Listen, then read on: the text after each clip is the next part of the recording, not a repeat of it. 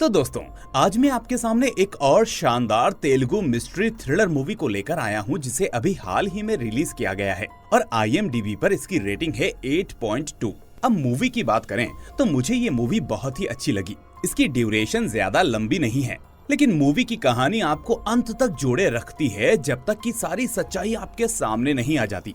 इसलिए मूवी को लास्ट तक जरूर देखना और इसका नाम आपको स्क्रीन पर देखने को मिल जाएगा। लेकिन आगे बढ़ने से पहले आप इस वीडियो को लाइक करके चैनल को सब्सक्राइब जरूर कर लीजिए ताकि ऐसा ही कंटेंट आप लोगों के लिए मैं लाता रहूं। तो मूवी की शुरुआत धनपल्ली नाम के एक गांव से होती है, जहां गुड़ का बहुत ही बड़ा व्यापार मेंटेन होता है और उसको कई देशों में एक्सपोर्ट भी किया जाता है। इसी वजह से आसपास के गांव की तुलना में ये गांव थोड़ा अमीर होता है और यही वजह होती है कि आए दिन इस गांव पर चोरों की नजर बनी रहती है। लेकिन अब एक बात ये भी है कि दिन में ये गांव जितना अपने व्यापार और कामकाज के लिए जाना जाता है, उतना ही रात होते ही ये गांव अपने रहस्य और शांत के लिए भी मशहूर होता है। तो भाई ये तो हुआ इस गांव का इंट्रोडक्शन। अब चलते हैं मूवी की तरफ। तो मूवी की शुरुआत में हमें एक फिल्म की शूटिंग का सीन दिखाया जाता है, जहां अलग अलग फिल्मों की शूटिंग चल रही होती है। तभी हम वहां पर प्रोडक्शन डिपार्टमेंट में वेदांत नाम के एक लड़के को देखते हैं, जो शूटिंग के दौरान छोटे मोटे काम संभालने का काम करता है। इसी बीच अचानक वो अपना काम छोड़कर किसी दूसरे फिल्म के डायरेक्टर को कहता है कि सर, मैंने एक कहानी लिखी है, क्या आप उसको सुनना चाहेंगे? इस तरह वो उसे अपनी कहानी सुनाने लगता है, जिसके बाद उस डायरेक्टर को कहानी पसंद आ जाती है और फिर वेदांत एकदम से उससे कहता है कि सर, फिर इस मूवी पर कब से काम शुरू करें? तो वो डायरेक्टर हंसते हुए कहता है कि मजाक कर रहे हो क्या? इस तरह मूवी नहीं बनती। और वैसे भी आजकल कॉन्सेप्ट और स्टोरी के लिए कोई मूवी नहीं बनाता, क्योंकि उसमें पैसा नहीं है। आजकल सिर्फ कमर्शियल मूवीज का ही दौर है। डायरेक्टर कहता है कि पहले तुम एक काम करो, अपनी मूवी में थोड़ा चेंज लाओ, अपने हीरो को थोड़ा स्टाइलिश बनाओ ताकि लोग उसके डायलॉग्स पर सिनेमा हॉल में हल्ला करें।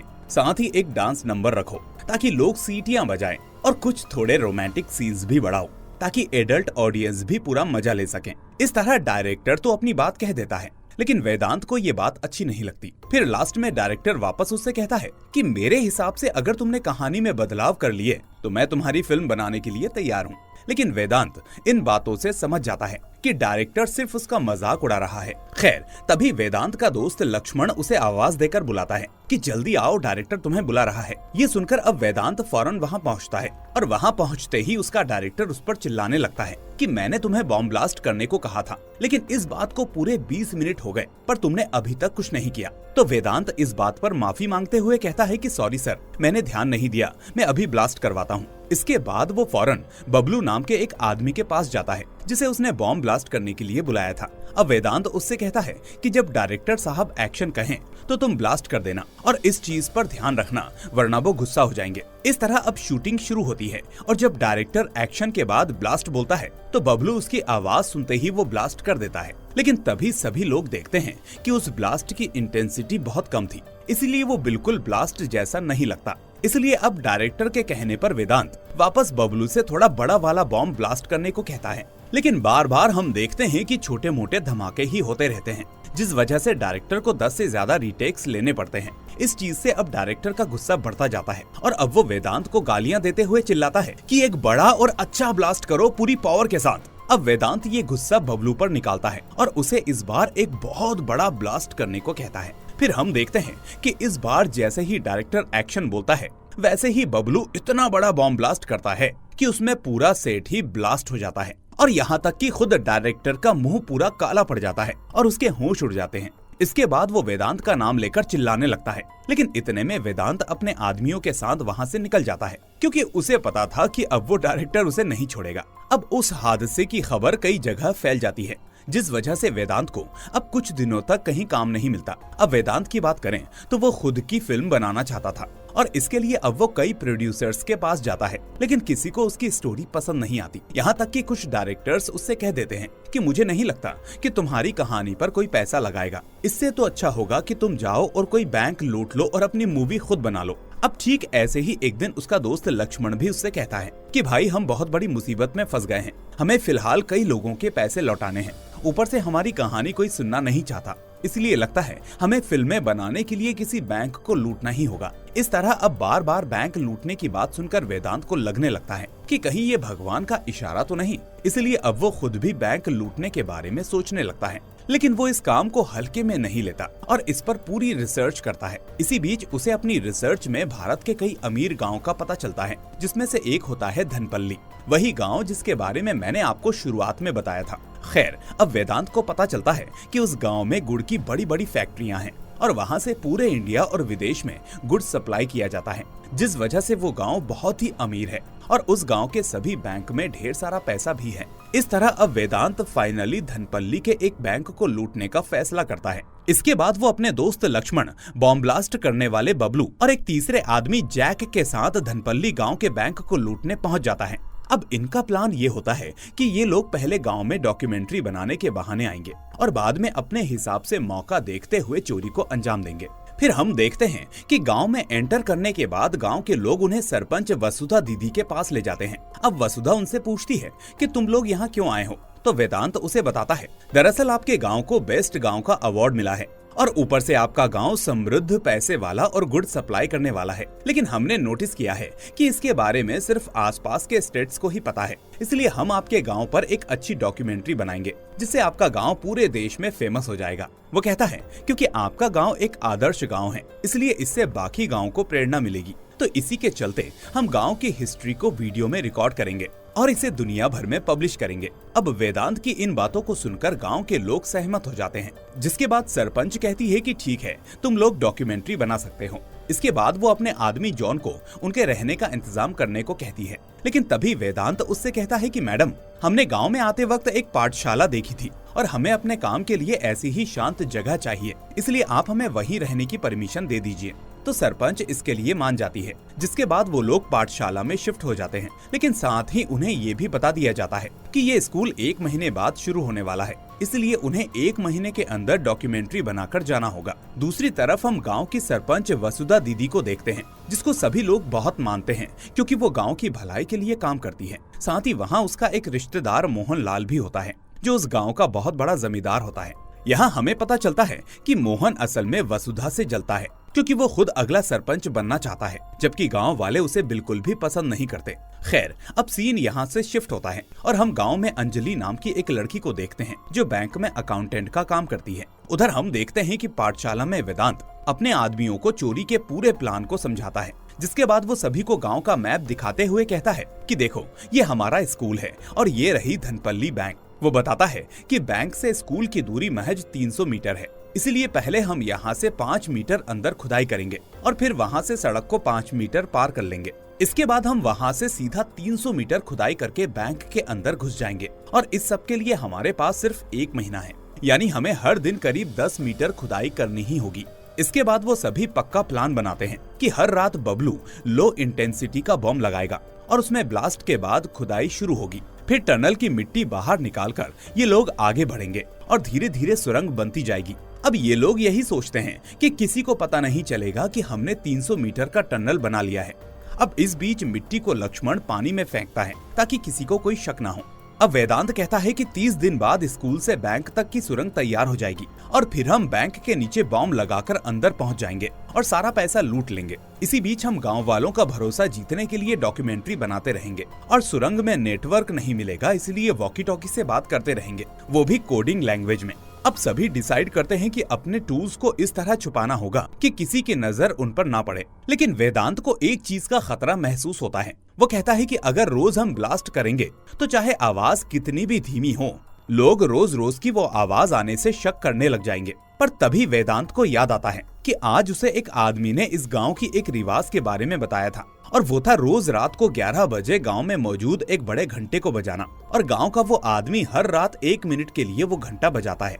इस तरह वेदांत सभी से कहता है कि आज जब 11 बजे घंटा बजेगा तो हम लोग उसी की आवाज के हिसाब से अपने पहले ब्लास्ट को अंजाम देंगे। फिर हम देखते हैं कि जैसे ही वो गांव वाला आदमी ठीक 11 बजे घंटा बजाने आता है तो ये लोग उसी टाइम पर अपना कम इंटेंसिटी वाला धमाका करते हैं, जिससे वहाँ गड्ढा हो जाता है और इनका प्लान सफल हो जाता है। यानी इस बीच किसी भी गांव वाले को घंटे की आवाज की वजह से उस धमाके की आवाज सुनाई नहीं देती। अब अगले दिन ये लोग अपनी डॉक्यूमेंट्री का काम शुरू करते हैं। इस बीच वो बैंक में जाते हैं और वहाँ के मैनेजर से भी बातचीत करते हैं और तभी वो अकाउंटेंट अंजलि नाम की लड़की वहाँ आ जाती है और ये लोग उससे भी गांव के बारे में थोड़ी बहुत बात करते हैं और फिर अपनी वीडियो शूट करके स्कूल वापस आ जाते हैं। फिर थोड़ी देर बाद वेदांत और उसके साथी कमरे की खिड़कियों को पैक कर देते हैं ताकि कोई आदमी बाहर से अंदर ना देख सके।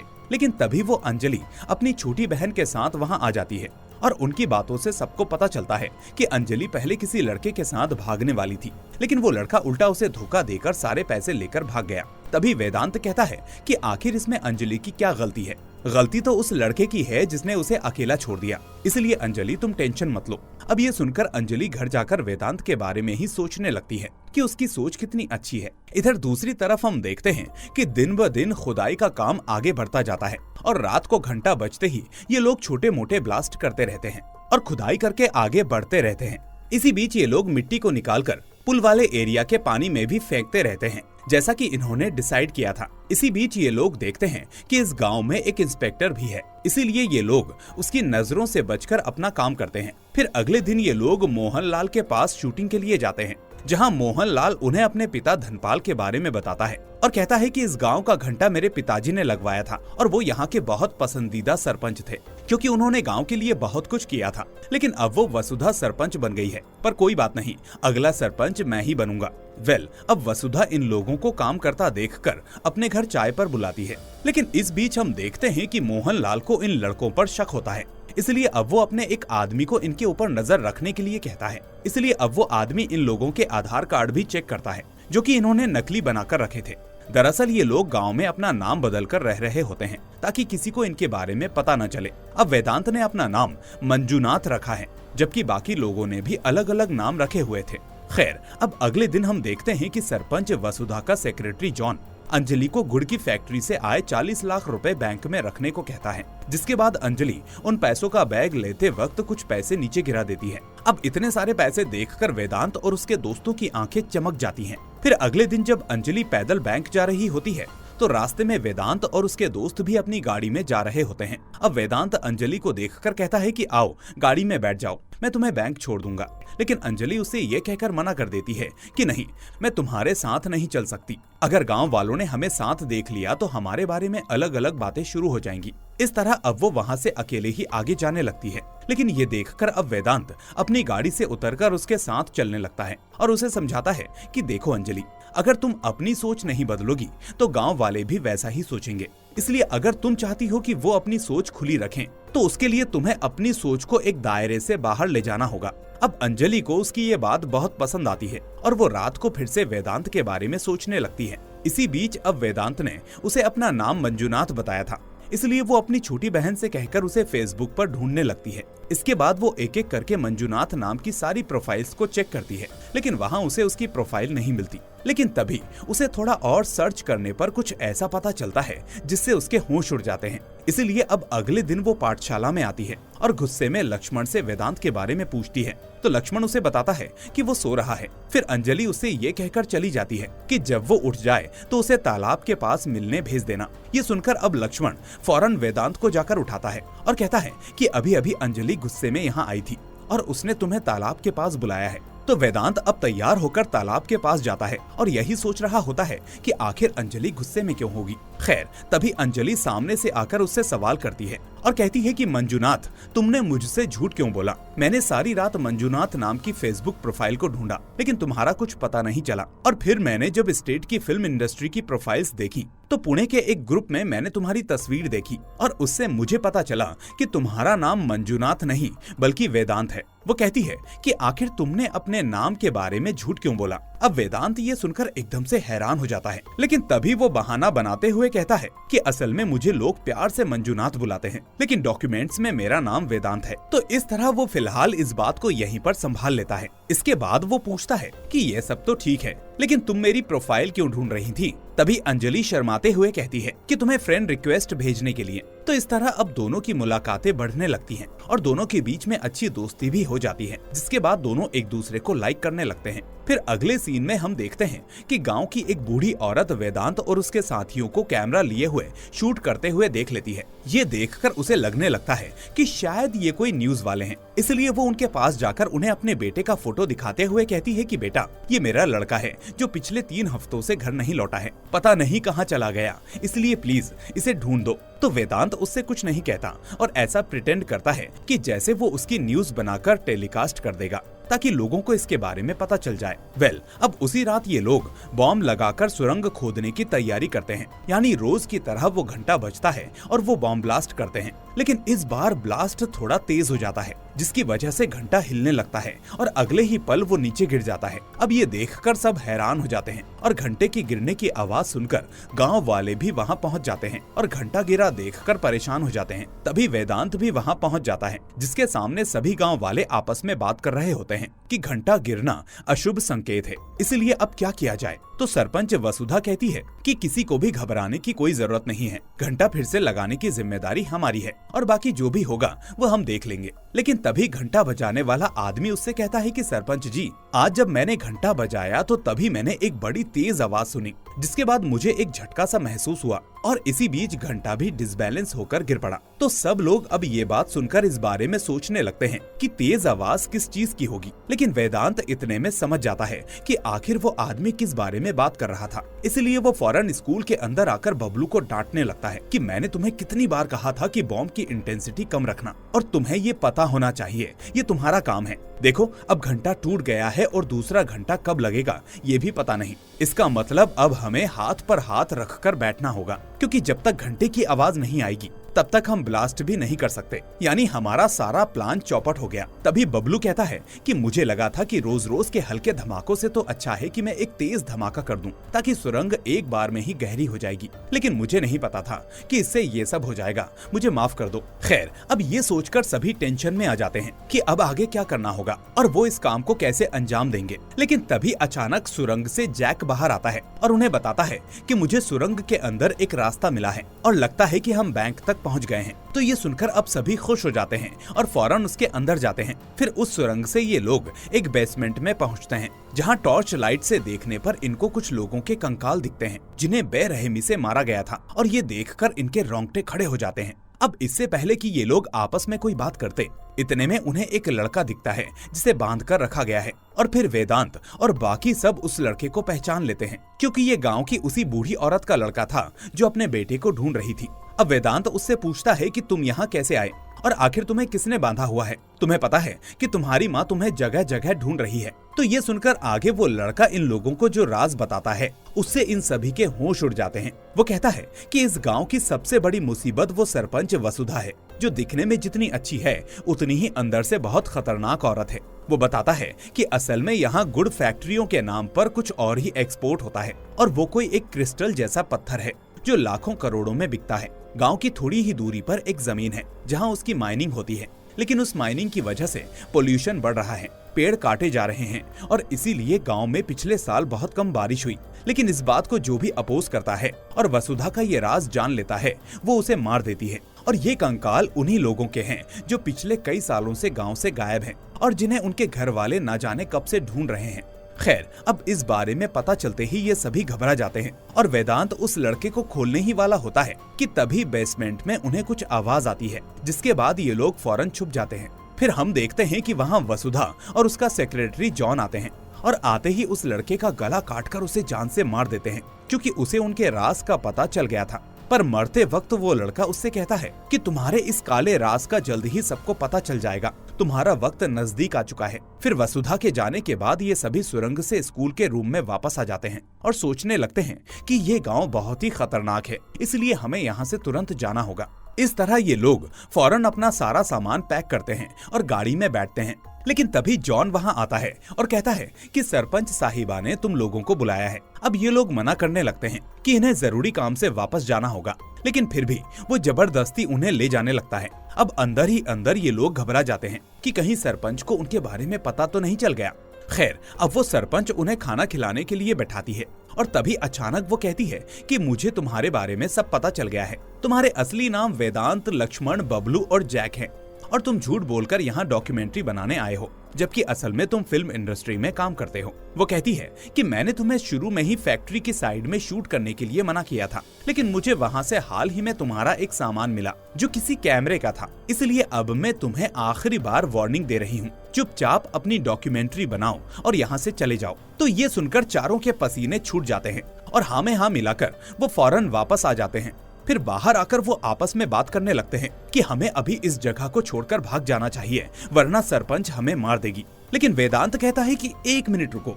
उसे ये पता है कि हम फिल्म लाइन में काम करते हैं, लेकिन ये नहीं पता कि हम बैंक में चोरी करने आए थे, इसीलिए उसने हमें जिंदा छोड़ा है। तो अब हम एक काम करेंगे कि चुपचाप डॉक्यूमेंट्री बनाते हैं और यहाँ से चले जाते हैं, क्योंकि अगर अभी हम भागे तो उसको शक हो जाएगा और वो हमें मरवा देगी। तभी जैक कहता है कि लगता है अब बैंक से पैसे चुराने का प्लान ड्रॉप करना होगा। ऊपर से ये लोग पुलिस के पास भी नहीं जा सकते, क्योंकि उनके पास वसुधा के खिलाफ कोई ठोस सबूत नहीं होता। फिर अगले दिन हम देखते हैं कि गांव में इस चीज को लेकर पंचायत होती है कि टूटे हुए घंटे को जल्द से जल्द बनवाया जाए, ताकि गांव में जो अपशगुन हुआ है वो दूर हो सके। तो इस बात पर सरपंच वसुधा कहती है कि इस बार हम उस घंटे को दूसरी जगह बनवाकर लगाएंगे।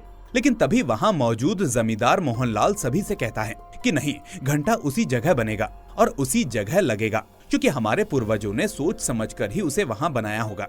फिर हम देखते हैं कि मोहनलाल के समर्थक भी उसका साथ देते हुए कहते हैं कि हाँ, जमींदार जी ठीक कह रहे हैं, घंटा वहीं बनना चाहिए। तभी इसी बीच वो घंटा बजाने वाला आदमी कहता है कि मुझे लगता है कि घंटे के नीचे की पाइपलाइन की वजह से भूकंप जैसा कुछ हुआ था, जिससे घंटा गिर गया। तभी वसुधा कहती है कि ऐसी कोई बात नहीं, मैं देखती हूँ कि क्या किया जा सकता है। असल में वसुधा इस बात को इसीलिए दबा रही थी ताकि वो जमीन के नीचे वाला बेसमेंट किसी और को ना दिख जाए और उसका राज सभी के सामने ना आ जाए। खैर, अब मीटिंग खत्म होने के बाद वेदांत उस आदमी से पूछता है कि हमें फिर से बताओ, तुम्हारे हिसाब से वो घंटा कैसे गिरा होगा। तो वो आदमी उसे बताता है कि असल में घंटे के नीचे की पाइपलाइन की वजह से ऐसा हुआ होगा। इस पर वेदांत पूछता है कि कैसी पाइपलाइन।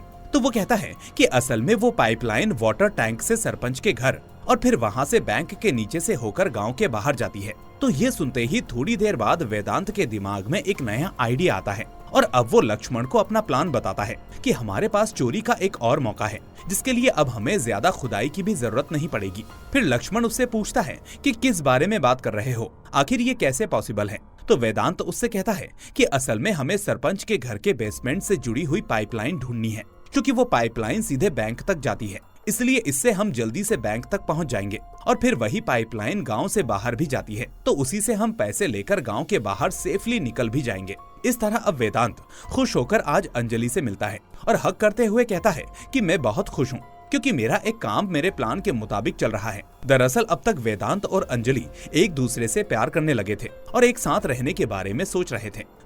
अब रात को मोहनलाल अचानक इन चोरों को अपने घर बुलाता है, जिस वजह से ये लोग फिर से घबरा जाते हैं कि अब क्या नई बला आ गई। लेकिन तभी वो मोहनलाल उन्हें 1 लाख रुपए देता है और उनसे कहता है कि तुम्हें मेरा एक काम करना होगा, और वो ये कि तुम्हें गांव वालों के सामने मेरी इमेज अच्छी बनानी होगी, जबकि उस सरपंच वसुधा की इमेज खराब करनी होगी, ताकि लोग मुझे अगला सरपंच बनाएं। अब ये लोग इस काम के लिए आसानी से मान जाते हैं, क्योंकि उन्हें पैसा जो मिल गया था। फिर उसी रात वेदांत अंजलि से मिलता है और वो उसे सारी सच्चाई बताकर अपने प्लान में शामिल कर लेता है। इसके लिए पहले वो उसे स्कूल के पास ले जाकर कहता है कि हम चारों लोग यहाँ तुम्हारे गांव में बैंक में चोरी करने आए हैं और तुम्हारी सरपंच वसुधा का काला राज भी हमें पता है। इस तरह वो सरपंच वसुधा की सारी बातें अंजलि को बता देते हैं। अब ये सब जानने के बाद अंजलि भी टेंशन में आ जाती है, लेकिन वो वेदांत से प्यार करती थी, इसलिए उसका साथ देने के लिए तैयार हो जाती है। इसी बीच वसुधा के बेसमेंट से आखिर में उन्हें आगे की पाइपलाइन मिल जाती है, जिसके बाद वेदांत अंजलि को एक डिवाइस देता है और कहता है कि तुम बैंक के पास जाकर इसमें से एक बटन दबाना, ताकि उसकी फ्रीक्वेंसी से हमें पता चल सके कि तुम एग्जैक्टली किस जगह पर खड़ी हो। इस तरह अब वो जमीन के नीचे की पाइपलाइन को चेक करता है और इस तरह अंजलि के बटन दबाते ही उन्हें बैंक की जगह मिल जाती है। इसके बाद वो वहाँ पर बॉम्ब ब्लास्ट के लिए एक निशान लगा देते हैं, ताकि उस जगह की पहचान हो सके। लेकिन तभी अचानक वसुधा का सेक्रेटरी जॉन इस बीच बेसमेंट में पड़े हुए कंकालों को ठिकाने लगाने आता है और तभी उसे वहाँ पर एक वॉकी टॉकी मिलता है जो जैक अनजाने में भूल गया था। अब जॉन फौरन उसको वसुधा के पास लेकर जाता है और इसके बारे में बताता है। ये देखते ही वसुधा को जमींदार मोहनलाल और उन लड़कों पर शक होता है और तभी उन्हें उस वॉकी टॉकी से एक आवाज सुनाई देती है कि अल्फा ए और अल्फा बी हमें हमारी मेन जगह मिल चुकी है, अगले दिन हमारा काम हो जाएगा। अब ये आवाज सुनकर वसुधा फौरन समझ जाती है कि ये तो वही डॉक्यूमेंट्री वाले लड़के हैं, इसलिए अब वो फौरन बेसमेंट में जाती है और लक्ष्मण को रंगे हाथों पकड़ लेती है। फिर लक्ष्मण को मारने की धमकी देकर वो एक एक करके बाकी लोगों को भी वहाँ बेसमेंट में बुला लेती है। यहाँ अब वसुधा को देखकर सब घबरा जाते हैं और उससे माफी मांगने लगते हैं कि मैडम हमें छोड़ दीजिए, हमें जाने दीजिए, हम किसी को कुछ नहीं बताएंगे। लेकिन वसुधा कहती है कि अब तुम्हें मेरा राज पता चल गया है कि मैं ही गांव वालों को मार रही हूँ और माइनिंग से मुझे जो कीमती पत्थर मिलते हैं उन्हें एक्सपोर्ट करके करोड़ों कमा रही हूँ। इसलिए अगर तुमने ये बात बाहर बताई तो मैं तो बर्बाद हो जाऊंगी और मुझे जेल हो जाएगी।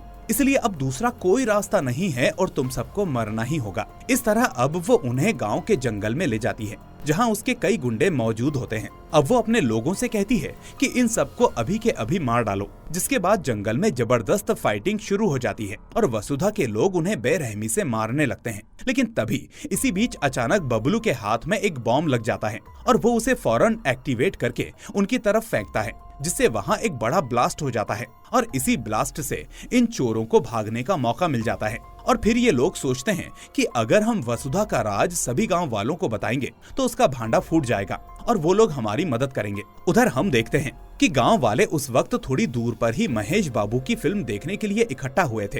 लेकिन तभी वेदांत सोचता है कि पहले हमें बैंक से पैसे लूट लेने चाहिए, क्योंकि वसुधा को हमारी चोरी के बारे में कुछ भी नहीं पता है। इसलिए अब वो बैंक में जाकर लॉकर से सारे पैसे चुरा लेता है। फिर गाड़ी में बैठने के बाद अंजलि बताती है कि मुझे गांव से बाहर निकलने का एक छोटा रास्ता पता है, क्योंकि मैं पिछले बॉयफ्रेंड के साथ उसी रास्ते से भागने वाली थी, लेकिन उसने मुझे धोखा दे दिया। खैर, अब वो उस रास्ते से जाने लगते हैं। लेकिन तभी वो लोग देखते हैं कि वसुधा और उसके आदमी भी उसी रास्ते पर खड़े होकर उनका इंतजार कर रहे होते हैं। अब उन्हें देखकर ये लोग फौरन जंगल में भागने लगते हैं। लेकिन जल्द ही ये लोग समझ जाते हैं कि यहाँ से भागना मुश्किल है, क्योंकि चारों तरफ उसके ही आदमी हैं। इसीलिए ये वापस वही डिसाइड करते हैं कि हमें गांव वालों के पास जाकर वसुधा की सच्चाई बतानी होगी। इस तरह अब ये लोग महेश बाबू की मूवी देख रहे गांव वालों के पास पहुंचते हैं और उन्हें वसुधा का राज बताने लगते हैं कि तुम्हारे गांव में जो लोग गायब हो रहे हैं उसमें तुम्हारी सरपंच का हाथ है और वो यहाँ से माइनिंग करके करोड़ों कमा रही है, जबकि लोगों को मारकर उनके कंकाल उसने नीचे बेसमेंट में इकट्ठा करके रखे हैं। लेकिन तभी इतने में वसुधा भी वहाँ पर आ जाती है और फिर गांव वाले जोर जोर से हंसने लगते हैं, जिससे ये सभी हैरान हो जाते हैं कि आखिर ये लोग सरपंच से कुछ कह क्यों नहीं रहे।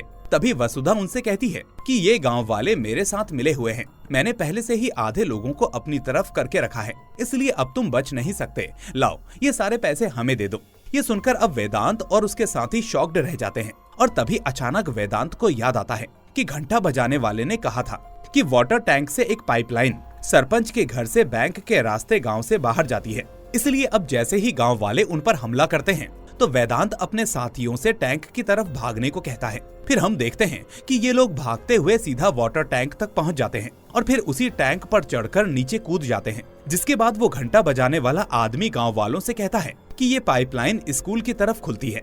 अब ये सुनते ही जॉन अपने आदमियों को लेकर स्कूल की तरफ जाता है। लेकिन तभी हमें पता चलता है कि गांव के पुलिस इंस्पेक्टर को पहले से ही इन लड़कों पर शक था, इसलिए वो स्कूल में जाकर देखता है तो उसे वहाँ पर सुरंग दिखाई देती है, जिससे वो सारा मामला समझ जाता है। इधर हम देखते हैं कि वेदांत और उसके दोस्त उस टनल से गांव के बाहर पहुंच जाते हैं और वो सारे पैसे लेकर शहर चले जाते हैं। उधर इंस्पेक्टर जब सुरंग से बाहर आता है तो उसे जॉन और उसके आदमी दिखते हैं, जिसके बाद वो समझ जाता है कि इसके पीछे वसुधा का हाथ है। फिर कुछ दिनों बाद शहर में वेदांत अपनी डॉक्यूमेंट्री को एडिट करके पब्लिश कर देता है, जिसके बाद वो वीडियो वायरल हो जाता है और धनपल्ली गांव का असली सच सबके सामने आ जाता है।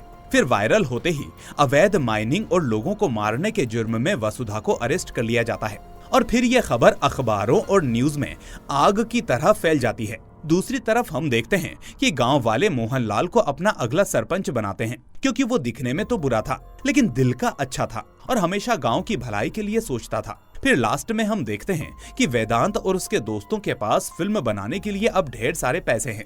अब वेदांत अपनी बेहतरीन स्क्रिप्ट पर फिल्म बनाने की सोचता है, लेकिन तभी धनपल्ली का नया सरपंच यानी मोहनलाल उसके पास आता है और कहता है कि मैं तुम्हारी फिल्म का प्रोड्यूसर बनने को तैयार हूँ। और तुमने हमारे गांव में जो देखा, हम लोग उसी पर फिल्म बनाएंगे, क्या कहते हो? ये सुनकर वेदांत मुस्कुराने लगता है और मूवी यहीं पर खत्म हो जाती है। तो दोस्तों, आपको ये मूवी कैसी लगी मुझे कमेंट करके जरूर बताना और इस वीडियो को लाइक करके अपने दोस्तों के साथ शेयर भी कर देना। लेकिन अगर आप पहली बार मेरे चैनल पर आए हो तो चैनल को सब्सक्राइब करके नोटिफिकेशन बेल को भी दबा देना, ताकि आगे से कोई भी वीडियो आपसे मिस ना हो। अब मैं मिलूंगा आपसे अगली ऐसी ही शानदार वीडियो के साथ। Till then, take care and thanks for watching.